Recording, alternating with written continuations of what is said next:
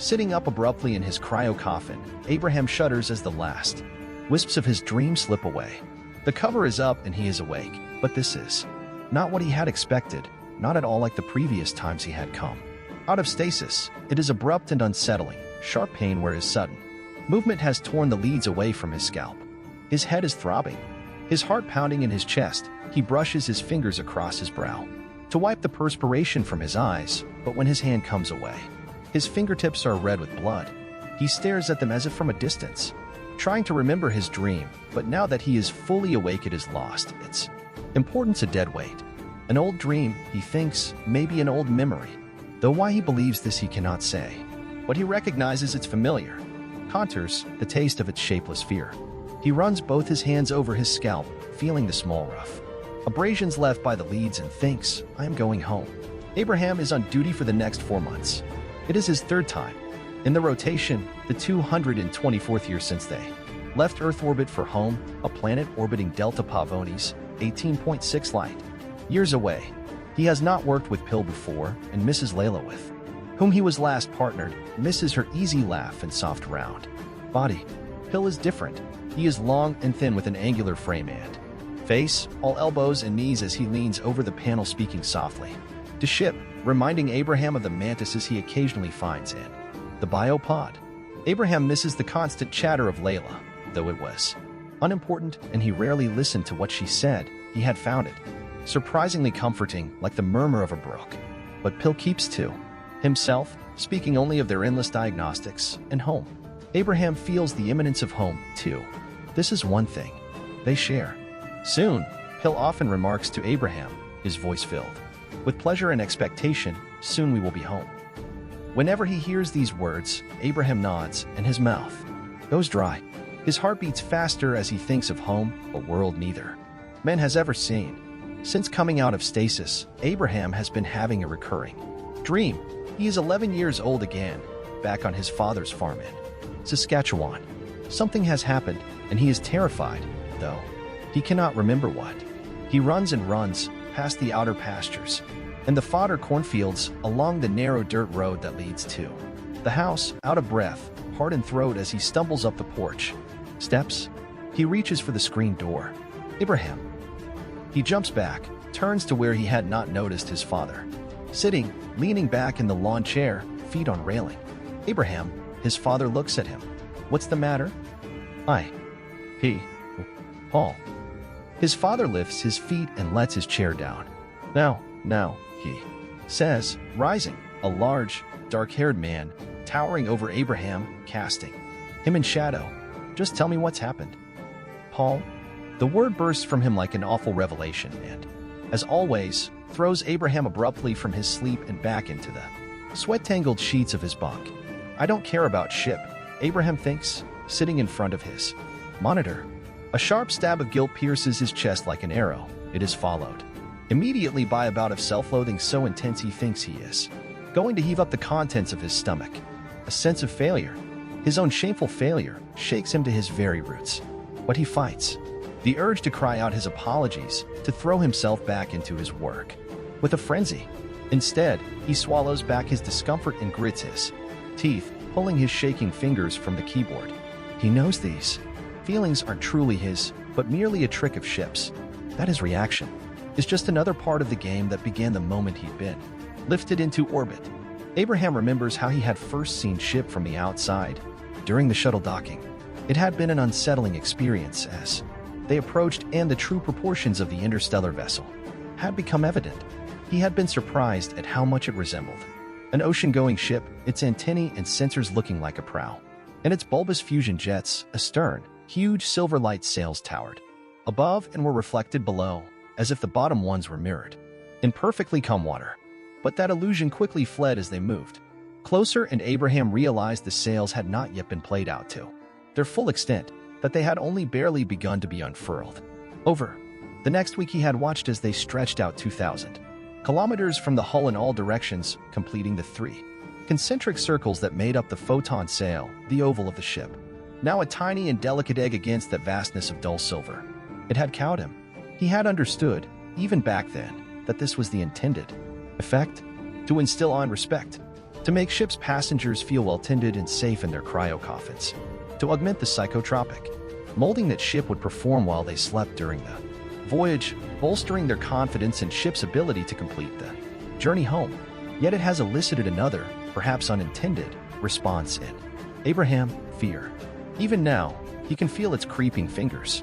For him, it is easy to imagine losing himself altogether, the fragile shell of his identity cracking beneath the enormity of the ship that folds around him, the thought of its immensity burrowing into his brain like a worm while he sleeps. Abraham shudders, shakes his head to dislodge the disturbing image.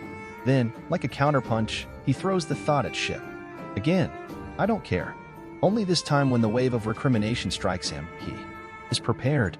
He curls his hands into fists and endures the rush of shaming emotion stoically. 2 meters away at the next station, Hill is oblivious to his struggle. Instead, the other man watches rapturously as figures scroll by endlessly on his screen. This morning, like every morning for the last 2 weeks, ship has prepared a new maintenance schedule. Abraham watches as Pill executes the specified test with a demented glee, leaning, white-knuckled, over the square of his diagnostic monitor, each correct readout seeming to intensify his pleasure and stoking his need for more. Abraham shakes his head, moves his own monitor without enthusiasm to the next testing station. Doesn't Pill know these diagnostics are pointless? That ship could look after itself better than fumbling humans ever could? Abraham understands this because he had thought to ask ship about it during his last shift. It's the humans who need these periodic wakings, who need to experience the psychological reality of the journey. This is the component they are missing, ship had explained to him. During stasis, ship does what it can, manipulating the limbic system and hypothalamus through microvolt impulses, stimulating the production of dopamine and norepinephrine to shape the dreams of those in stasis. And over the course of decades, it creates a counterfeit desire for the planet towards which they are hurtling, a desire for home. And, as he thinks this, Abraham's throat constricts, perspiration beads on his forehead, and his hands begin to shake over his monitor. No, Abraham thinks. Ship is wrong. It is not a desire for home. It is an addiction. What are you doing? Hill's question startles Abraham, who is knee-deep in the ditch. He has been digging. His clothes are soiled and he is covered in a fine sheen of sweat. He tries to hide his agitation as he answers, nothing. Then winces as his voice reminds him of nothing so much as a child's. Getting some exercise, he adds quickly, looking away. That's all? Hill surveys the bed of Abraham's creek, looking down on him, where he stands in the thigh-high, meandering channel. It runs 50 meters, the entire length of the biopod, and along one bank is a mound where Abraham has piled the stones and dirt he has unearthed. Candid on this incline, looking over its lip like an enormous, metallic insect, is the skeletal frame of the backhoe he has used to do most of the excavating. Several bushes and a few larger trees lie uprooted from the soil. You're late for the magnetic bottle calibration, Hill says. Frowning, he turns abruptly, stepping over a bag of fertilizer, and is gone, leaving Abraham alone in the pod. Abraham dreams. He is back on the farm and it is a warm, cloudless day. For a moment he is confused, not sure what he is doing. Here, down by the small creek that runs along the foot of the back pasture, he is standing next to the old willow tree whose roots curl and dip like long, slender fingers into the cool water, and he stares through its drooping branches at blue shards of sky. Though everything is familiar, he's forgotten why he's here. Then he remembers. It is Sunday, and he's here with his younger brother, Paul. Paul, he shouts, but there is no answer. Paul, he shouts again. Wandering down the creek, past the old willow, he stoops to pick up a broken twig and swishes it like a sword. His runners make small sucking sounds as they stick then pull free of the mud by the bank. Ha! He stops in mid-shout, drops his stick. 20 meters ahead a small form lies face down in the creek. Abraham stands perfectly still, thinking, no, it's only a rock or tree, stump or something else. But in his stomach he feels a rising bolus of panic. His legs seem to turn of their own accord. He runs and runs, past the outer pastures and the fodder cornfields, along the narrow dirt road that leads to the house, out of breath, heart in throat as he stumbles up the porch steps, reaching once again for the screen door. Abraham steps back to survey his work. He is proud of the stream, which is almost complete. It took some time before he could find the right kind of material to line the bottom, but he discovered a roll of ultralight plastic sheeting that had been provided for constructing shelters upon their arrival. He has taken only a small portion of that huge roll, trimming it away cleanly with a cutting laser, knowing it is unlikely it will ever be missed. The liner is gray and he has buried its edges beneath dirt and stone to form small banks. He has also covered the bottom of the creek with a thin layer of fine sand and then filled this over with what pebbles and stones he could gather from the biosphere, pleased that the gray of the vinyl is hardly visible. With water in it, the liner will be virtually impossible to see. He smiles, wiping his hands on the back of his shorts. Tomorrow he will begin work on the water system. I'm sorry, Abraham says, even though he is not at all sorry. I don't have time. Pill's narrow face tightens in outrage and disbelief. Don't have time?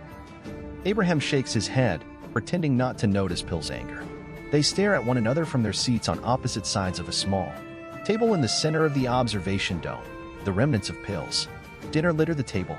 Overhead, the ceiling projector displays a vast expanse of stars. Abraham's heart skips a beat as he notes the smudge directly above Pill's head has now become a small, well-defined circle of blue and green and white. He had not wanted to come, does not, like the dome, had only made the concession to get Pill out of his biopod, as far away from it as he could. We've only got 3 weeks left, Pill says. 2 days to complete the analysis on the secondary fusion drive before we begin braking. We've already fallen behind schedule because of you. Abraham says nothing, ignoring the coiled tension of Pill's need. He feels it too, this urgent necessity to make the preparations for home. Instead, he shakes his head. I can't. Believe me, I would if I had the time, but I've got my own problems. Home, Pill shouts, pointing to the display overhead.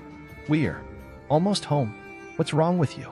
We've got to finish our assignments. What if the main engine misfires? Or if it's misaligned? There won't be any second chances. Abraham feels a tightening in his chest and can see Pill has closed his hands into fists and is trembling. Don't you want to go home? He asks Abraham, hissing, though clenched teeth, as if it were a challenge, a threat. Ship takes care of itself. Abraham's words trail off weakly.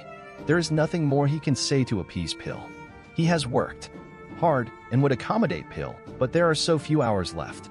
He cannot afford to give up another precious minute to Ship's useless games. He must complete his project. For the last 3 days he has spent all his time in the biopod, doing his best to ignore Pill's incessant interruptions, so busy that he has skipped rest periods and more than once forgotten to eat. He is certain that if he can finish his work before returning to his coffin, then things might somehow be different.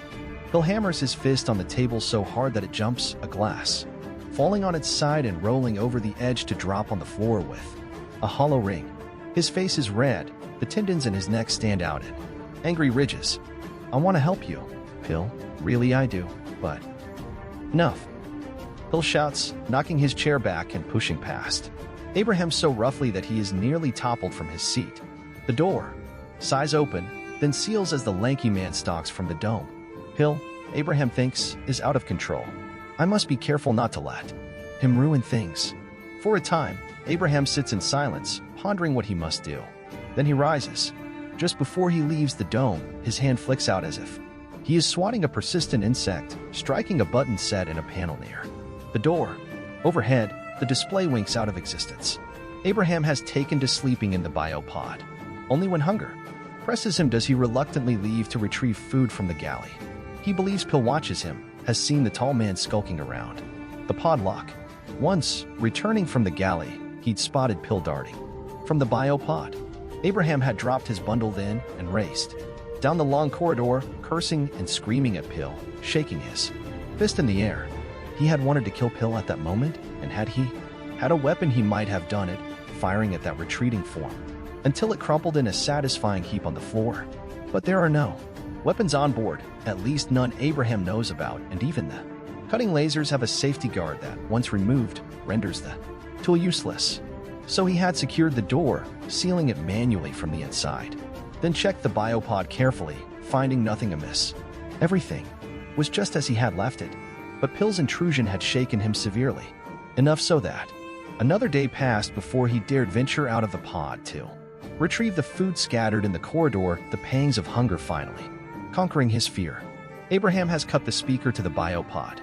For the last 2 days, Pill had been using it to entreat him to rejoin the maintenance work, painting 100 possible scenarios of disasters should they not complete their designated tasks.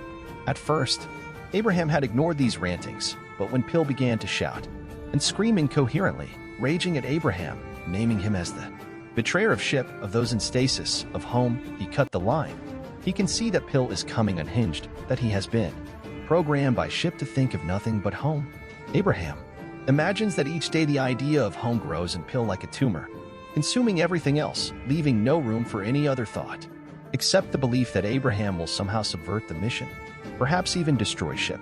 No, Abraham thinks, I will not destroy ship. He has already considered his situation carefully and feels he has a good chance of fooling ship's sensors with false images. He has envisaged himself outside in his EVA suit, crawling along the main grid, attaching his own small box to the mast housing where it will intercept and alter the signals. This, he thinks, will be the simplest route to let ship believe in the destruction of that little round circle that it calls home, to let it think its torpid thoughts and conclude that it must change its course, find a new destination, a different planet, a different home. Ship is, after all, only a computer, barely sentient and easy to fool. Pill, Abraham now realizes, is his real problem. He is certain that other man will never leave him alone, will not return to his coffin at the appointed time as long as Abraham is awake. Pill cannot, for such an act would gnaw away at his consciousness incessantly like a parasite, unraveling the carefully contrived pattern ship has built in his skull. So Abraham does what he must do. He grabs a shovel and walks over to his stream where it jogs around a small willow. It is his favorite spot, reminding him of that one where he and Paul often played after school. Pill will like it here, he thinks, and drives the blade of the shovel into the soft earth with the bottom of his boot. Abraham steps from the biopod and orders the door sealed behind him. Out here, in the open corridor, he feels naked and dizzy. He is sweating freely and his breathing is shallow and raspy. His heart hammers fiercely against his ribs. It's the first time he's been out of the pod in 4 days and he is lightheaded from hunger. But he is not headed for the galley. Instead, he turns in the opposite direction, towards the crew quarters. The corridor is long and Abraham must pass many junctions. He pauses before each open passageway, first listening carefully, then darting as silently as he can past the openings. Soon, he comes to a junction wider than most. Sucking in a breath, he pokes his head around the corner. There are 6 doors in this new corridor. All are open, except 4. The third one on the left, the one that marks Pill's cabin. In the dimly lit corridor, the red lock light on Pill's door shines like a beacon. Relief washes over Abraham. The only time Pill shuts his cabin door is when he is inside, sleeping. If nothing else, Pill is a creature of habit, and this is the time ship has designated as his rest period. Abraham steps gingerly into the corridor, then slips past Pill's room without a sound. He continues down the hall to the last door. On the right, pausing on the threshold, caught in a moment of uncertainty. What if he didn't put it away? What if it's not there? But then he reminds himself that Pill's faith in official procedures is as strong as his belief in home. Abraham steps through the door. Pill's diagnostic monitor sits in its rack, just where it should be. Elated, Abraham grabs it. In his hands he holds the only working monitor on ship. His own he has smashed, and the backup units he has taken from the storage pods and hidden.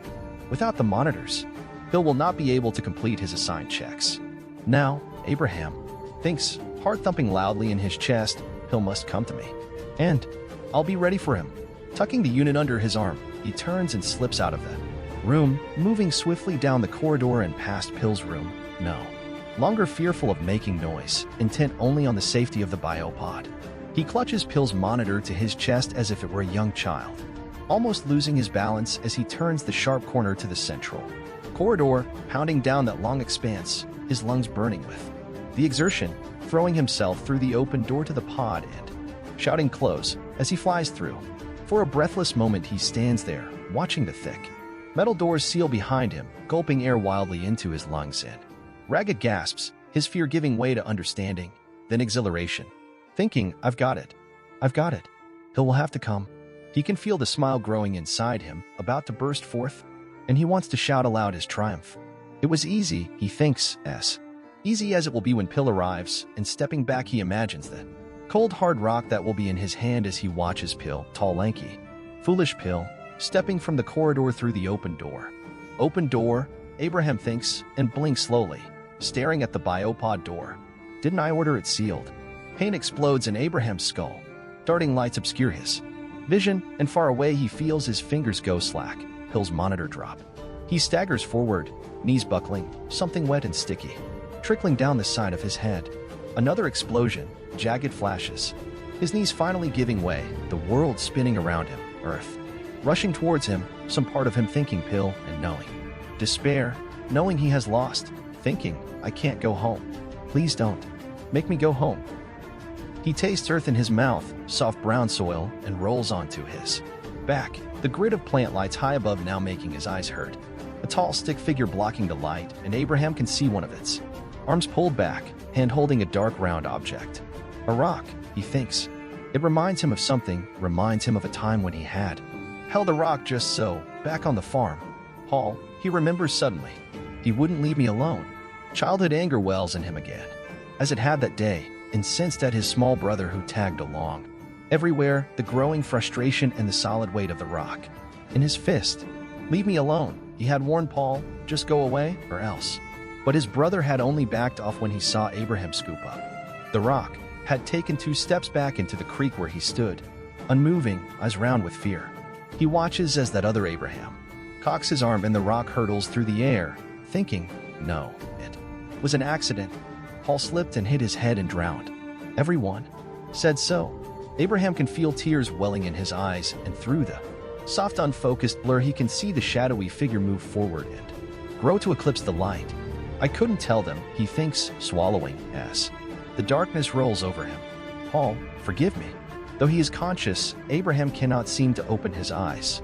It is an odd feeling, like they have been glued shut. So instead, he tries to raise his arm, but the attempt makes him nauseous and sends sharp bolts of pain through his head. He nearly slips back into the pool of blackness.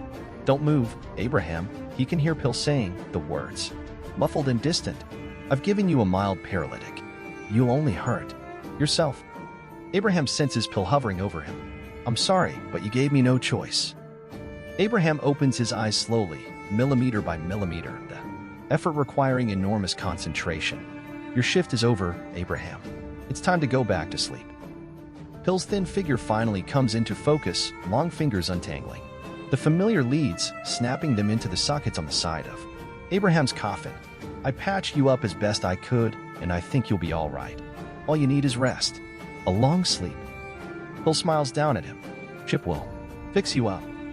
Abraham can feel the sluggish movement of hair trying to rise on his arms and legs as Pill rubs conducting gel on the back of his neck and scalp where the leads attach. Then the tall man steps back, out of sight, towards the coffin's head. Abraham hears a soft click as Pill begins powering up the stasis field. I've run the diagnostics on your coffin. Everything is fine. Perhaps there was a temporary glitch, a hiccup, but it's gone now. Pill reappears on the coffin's left side. Abraham wants to tell him that he is wrong, that there was no malfunction, no glitch. That it is him, Abraham, that's broken. That he has a memory he can no longer suppress, a seed of guilt lodged in his brain that will flower into madness as he sleeps. But when he tries to speak, his lips move only with a slight tremble, and Pill seems not to notice. When you come out of stasis next time, we'll be home. And this whole thing will seem like a bad dream. Pill squeezes Abraham's shoulder reassuringly, lifts his hand to press the final switch. The air above Abraham's face distorts, then coalesces into a blurred translucence, like he is staring out from within a block of amber. Abraham wants to sob, but cannot. All around him the stasis field creeps up, lapping at the edges of his consciousness, his skin tingling now, as if fine-grained sand were being poured around him, rising along the sides of his coffin, spilling over onto his arms, legs, chest, face, slipping between his lips, suffocating him. Don't worry, he hears Pill's voice, a smothered sound, like the murmur of a distant brook. Soon you'll be home. 1. The assassin strikes. The first assassination passes largely unmarked, a senior bureaucrat in the employ of the governor of C underscore underscore underscore underscore underscore underscore underscore underscore underscore underscore underscore. It is the least of the provinces, a distant area of the country with a long and well-respected tradition of sudden violence. The victim, head of the Department of Child Welfare, is found in his apartment, large red marks where the assassin's powerful fingers had closed around his windpipe like a vice. The Minister of the Interior brings it to the president's attention, describing with an undisguised relish the details not found in the press reports: the presence of a naked child, bound and gagged, in the bureaucrat's bed. A street urchin, the minister says with a sneer, just like the ones in dozens of photographs uncovered at the scene. And he adds one more peculiar detail. On the mirror in the bathroom, a few words have been scrawled in an unsteady hand. They're letters, drawn with bright red lipstick. It can be different. There are no witnesses, no evidence, not even the customary round of anonymous and contradictory claims devised to obscure whatever importance the act may have had.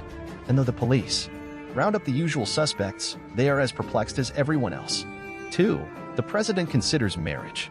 The president is a handsome, dark-skinned man with a silver mane of hair, given to making long, energetic speeches that capture the public imagination. Sometimes, in the midst of his peroration, he forgets himself, loses himself in the sweeping passion of his grandiloquence. For a moment, half believing these fine sentiments, the visionary promises, thinking that maybe he will, after all, attempt to live up to them. But the feeling is short-lived. He is not married, having foregone the usual social relations early in his life, never really feeling at ease around women, instead giving himself over entirely to his political ambitions. He has few regrets about his solitary life, having accomplished far more than he could have hoped at a remarkably young age. But as a consequence, he has no close friends, no confidants, and has come to view the world in terms of political allies and dangerous conspirators, those whom he can use and those hoping to use him.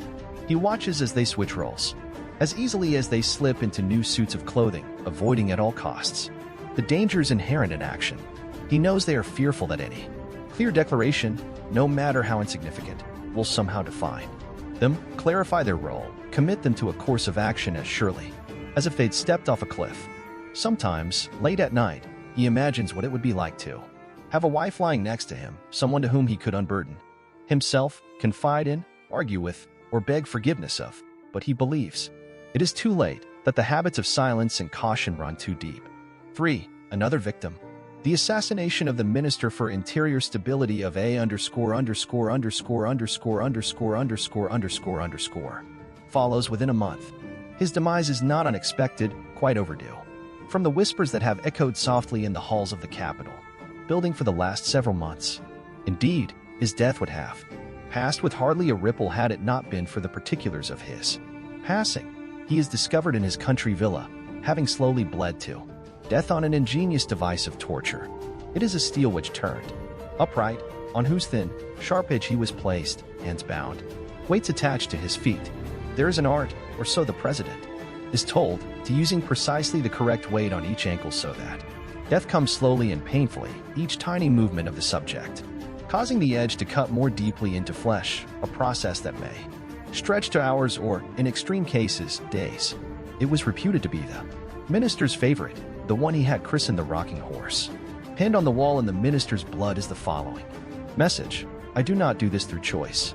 Again, the investigation reveals nothing, the assassin invisible to the posted guards who, despite protesting to having heard or seen nothing, are found guilty of collusion and executed. There are reports, unsubstantiated, that certain information was found with the body, information connecting the former minister to hundreds of disappearances and deaths. The little proof of his complicity is needed, for he was widely hated, known to all as the Butcher. A_________ is far from the seat of power, another country. Almost, but the president is uneasy when he hears of this, having always regarded it as a bellwether district, a microcosm of his small and troubled nation.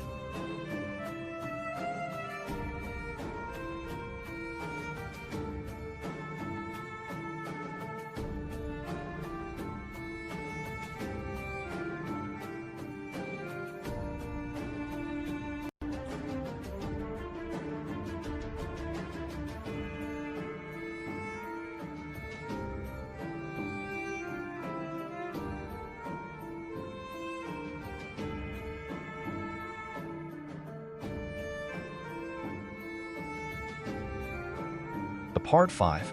4. Political necessity of assassination. Assassination has been on the president's mind lately. Sitting in his office, he considers its uses, the latest reports on crop failure.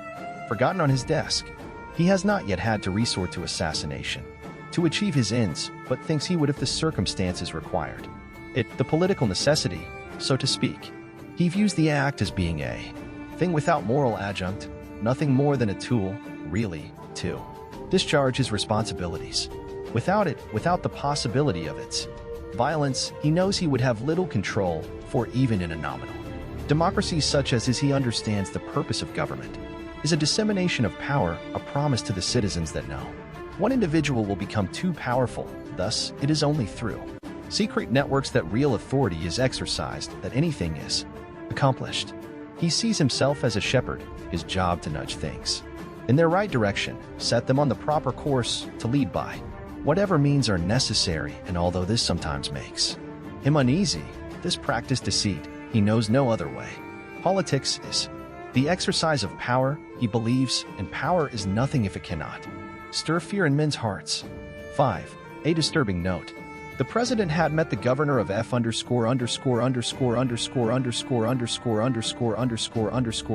only once, 2 years before, and remembers him as a melancholy figure, tall and gaunt with a thin beard that ran along the edge of his chin as if it were a pencil smudge. When he talked, it was sonorously, his language weighty, stiff and formal like the suits he wore.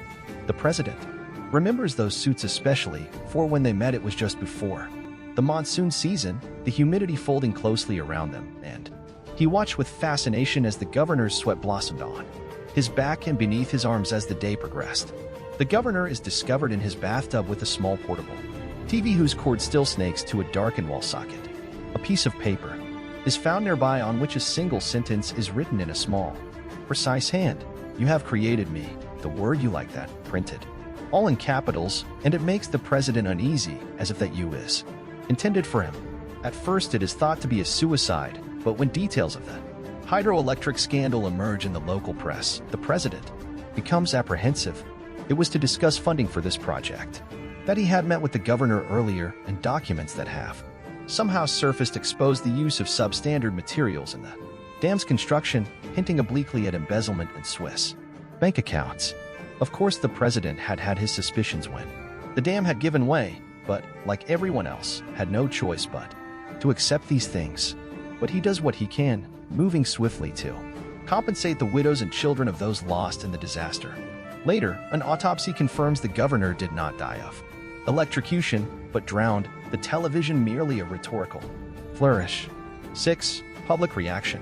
Discreetly commissioned polls reveal that reaction to the rash of recent assassinations is mixed. On the matter of whether the government should do more to ensure the security of the republic, 43% strongly agree, 29% agree, and 25% have no opinion. Only 3% disagree or strongly disagree, and this the president views as an encouraging sign. Other answers indicate a growing distrust of the leadership. One in particular is worrisome. In response to a question asking the public if they are happy with the achievements of their government, a mere 31% answer in the affirmative, 64% undecided. This, of course, the president finds disquieting, knowing that in his country undecided has come to mean no. But it is the 5% who have openly expressed their disillusionment who keep the president awake long into the night. Sitting in his favorite wingback chair before the low fire, the small table beside him littered with the names and addresses of the 5%, the vice presidents among them. 7. The epidemiology of assassination. Having suffered 2 seasons of disastrous crop failures, the citizens of are more concerned with their own stomachs than the fate of their provincial minister of bread and wine. He is the grand marshal of the Festival of Plenty, the most important celebration of the year, marking the end of the season and giving thanks for a bountiful harvest. Only this year the crowds are sparse and mostly drawn from the ranks of public officials and military academies, clerks and cadets mingling uneasily while waiting for their presence to be noted. When the minister disappears from the VIP podium, his absence becomes apparent only when he does not rise to give his customary speech. 6 weeks later, an anonymous note directs the police far into the country to a secret warehouse of considerable dimensions. In it, they find the missing official who has been chained to the floor in the midst of sacks and tins and crates of relief food that has, for some inexplicable reason, not been distributed to the starving masses, but instead has been boxed and labeled with the names and addresses of private individuals both in this country and in adjoining nations. The minister has died of starvation, the only food near him, contained in tins whose lids bear the small indentations where he had broken several teeth. The president stares at the photos, running his forefinger along the edge, and a frown creases his features. In them, the single word, "Why" has been spelled out on the floor in 6-foot-long letters with double rows of cans. And to the right he can see the minister's emaciated form arranged in the shape of a large question mark. The president pulls a map from his desk drawer, unfolding it carefully, and adds another tiny X to it in his neat hand for, in all, a crooked line, a child's scrawl that snakes unhurriedly towards him. 8. A brief history of assassination. The assassin is a professional, priding himself on the precision required by his occupation. When he is not busy studying street maps and building plans or practicing his many techniques of death, he sometimes amuses himself by reading about his predecessors. The original assassins, he has learned, were a sect organized in 11th century Persia by Hasai Sabah, the old man in the mountain. From their stronghold in Alamut, the assassins spread terror throughout Persia and Iraq, striking as far away as Syria. They raised no armies, waged no wars, accomplished their goals by carefully selecting key victims, their campaigns conducted not on fields of battle strewn with corpses, but with single assassins who stalked their prey. He is somewhat disturbed to discover that the word assassin is derived from the Persian word hashishin, a taker of hash, referring to their practice of taking hashish before engaging in their holy tasks. He does not take drugs when he works, having tried it once and not liking it, feeling that it impaired his ability to conduct himself in a manner consonant with the dignity of his profession. 9. The assassin's confidence grows. As if emboldened by his previous successes, the assassin strikes. Within a week of his last crime, his latest victim, the ambitious mayor of a small but prosperous mining town of his bloated corpse is unearthed with the bodies of half a dozen other miners who have perished in an accident. It remains unclear why the mayor had descended, reports found on his desk clearly indicating the precariousness of the mine and recommending its closure. His passing attracts little notice and may have been completely overlooked had a curious handwritten addendum to his order to reopen the mine not been found. In the event of my death, it reads, "I blame no one but myself." Subsequently, it is determined that the handwriting is not his. 10. The president reminisces. As long as he can remember, the president has always wanted to be a politician. At boarding school, he was the one from whom the other boys always took their lead, the captain of all the sports teams, the president of the class. He recalls these days with fondness and sometimes longs for the simplicity of his youth. But then he thinks of his father, a career diplomat who returned home only rarely for holidays and his mother's funeral, remembering him as a taciturn man, full of silences and disapproving looks. When they did spend time together, it would be at the estate house in the country. The long ride there spent in silence, both made uncomfortable by their inexplicable bond of flesh. During these awkward visits, the president would often listen outside the door to his father's study, but seldom heard anything other than the tinkle of crystal on crystal and the endless arias that his father played on his antique gramophone. 11. A difficult call. Excess cover the map, a random scattering across its 3 lesser provinces, and the president hesitates before making another mark, uncertain if it is the assassin's work. Of all the victims, this is the one he has known best, whose services he has had occasion to use, a cunning man, adroit at avoiding the vicissitudes of political life. Though not a politician, he was well known to all who move in these circles, a man to be feared and respected, for his business was information and rumor, his work widely regarded as reliable and discreet. But this time the police have a suspect and a motive, the warden of L underscore underscore underscore underscore underscore underscore and M underscore underscore underscore underscore underscore underscore underscore underscore underscore underscore underscore underscore underscore, who has stabbed this man to be reckoned with as he fled the warden's bedroom and his wife. When the police arrive, they discover the warden has made their job simpler by having had the decency to hang himself. In his shirt pocket is a 3-page typewritten note recording the history of his wife's betrayals. It is signed, "A friend who thought you should know." The president pulls on his lip for a moment, then quickly adds 2 fresh marks to his map, one beside the other. 12. A strange reversal. What the president can't understand is the fascination the assassin holds for women. The press is full of stories of them swooning over him, in love with him, claiming to be his mistress, wife, sister, the mother of his child. It is as if they believe he has the ability to change them, to free them from their mundane lives. To them, he is a movie star, a rock star, a world-class athlete. There was a time, the president remembers, when politicians were thought of in the same light, when they were respected and honored, a time when women whom he had never met sent him notes and flowers and proposals of marriage. And though it seems petty and unreasonable, he envies the assassin, nurturing a faint bitterness at the inversion of their roles. 13. In time of war, is it a crime to kill? A series of assassinations follow, and the president marks each diligently on his map. The marks crawl across the folds in the sheet, sawing back and forth across the narrow width of the country, but always moving east to west, heading irrefutably towards the capital. The president has formed a special commission charged with putting an end to these acts of violence, but they meet infrequently, rarely achieving quorum, its members fleeing the country almost as soon as he appoints them, whether they flee their own crimes or view their appointment as sufficient grounds for the assassin's attention, he can only guess. But never one to miss an opportunity, he selects the most ruthless and feared of his enemies to sit on the commission. It is late, and his untouched dinner grows cold on his desk as he considers where he has just drawn the latest X in L _______ less than 20 miles from the capital. He measures from the last joint of his little finger to its tip and places it on the map scale to confirm the distance. Even now the soft glow of the fires can still be seen if he looks out his office window, a red halo rising from the east where the munitions dump is located. Yes, he had said quietly when they came to describe the passing of his general, I know, having already placed a thick X in the appropriate position. 14. Theories about the assassin and his childhood. The president reads with great interest reports in the dailies that attempt to draw a composite of the assassin, the picture of his personality, emerging like the details of a Polaroid with each new murder. He is above average in intelligence, they say, adept at bending others to his will, skillful at using language. These are the qualities that enable him to move unseen and unsuspected as he works.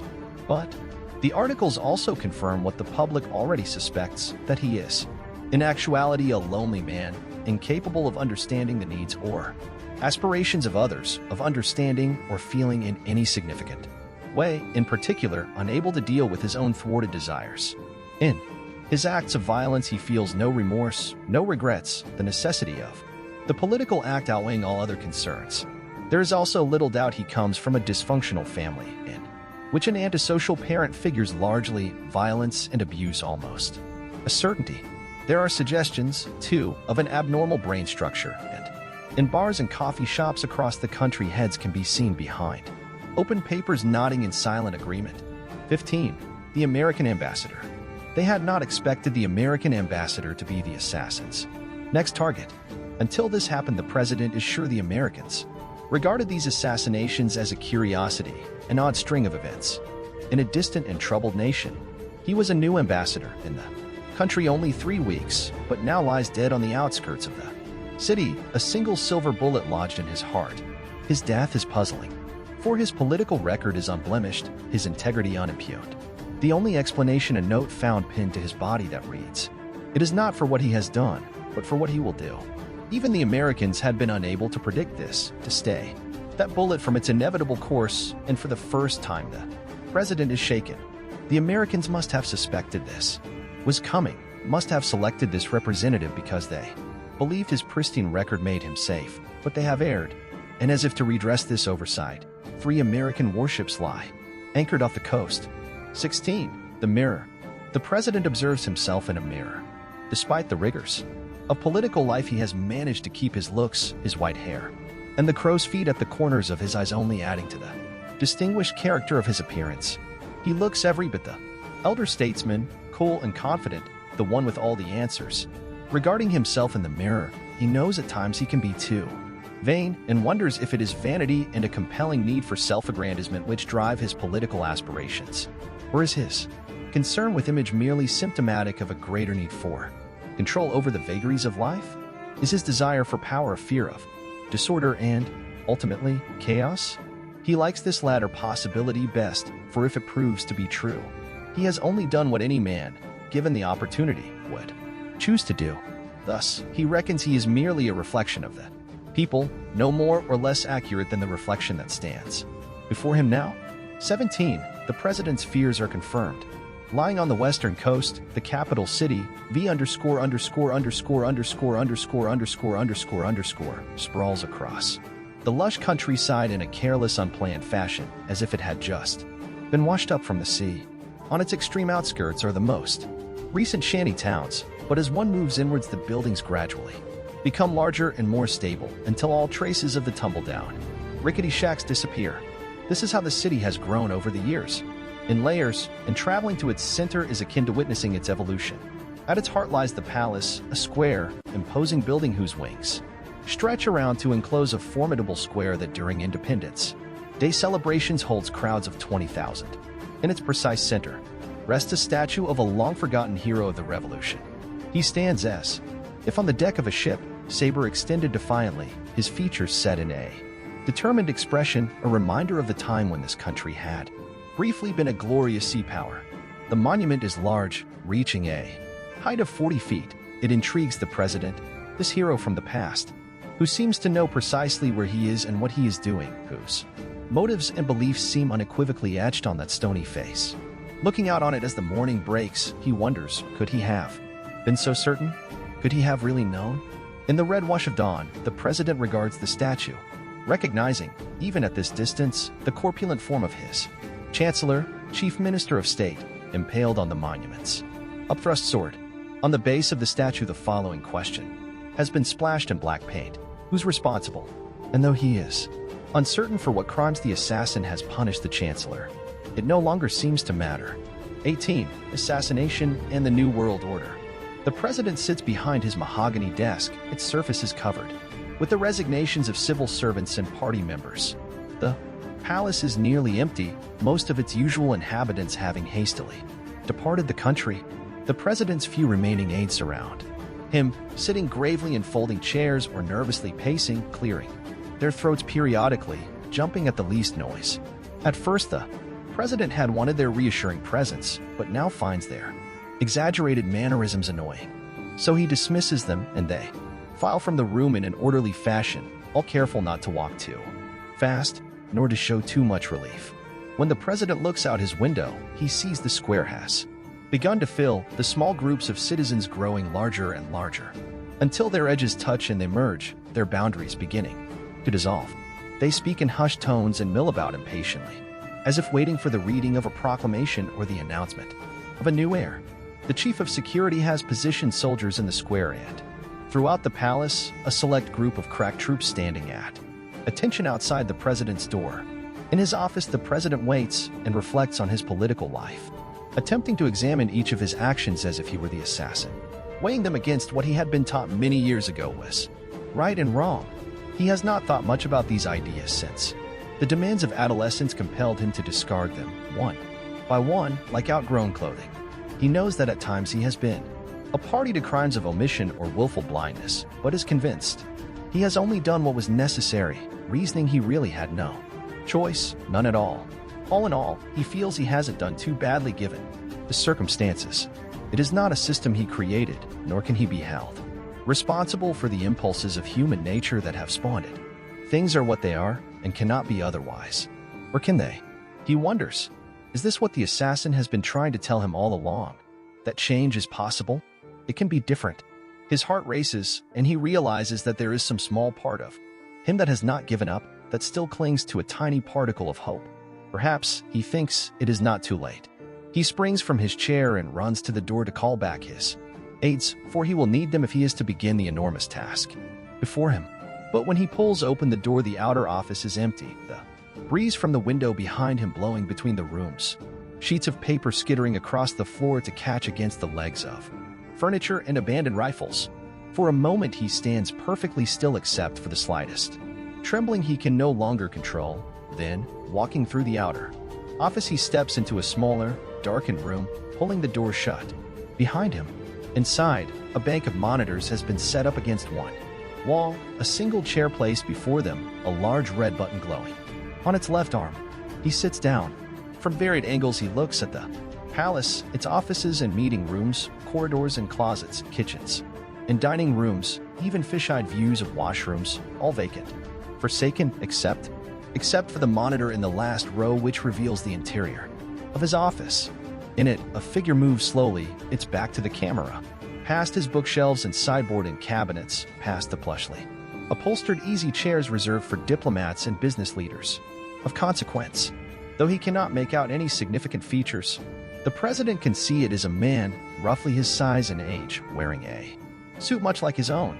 He watches as the other retrieves something from the right-hand drawer of his desk, and the president's heart seems to stop, knowing what it is. The intruder carefully unfolds and spreads before him, meticulously smoothing its creases. The other picks up a thick pencil and holds it firmly, confidently, just above the surface of the map. The president wants to stand up, to return to his office, but he hasn't the strength. His limbs are strangely heavy, a numbness growing in his chest. Too late, he thinks. Too late for anything. He feels as if his country has contracted around him, has drawn up to the edges of this building, to the walls of this very room, to the borders of his own skin. Beneath his thumb lies the red button, and it is all he can do to press it. There is a snick, and the monitors wink out as one, each screen collapsing to a singular, bright point, all diminishing at the same rate. More or less. Darkness swallows everything, making it impossible to determine if the room holds one occupant or 100, or no one at all.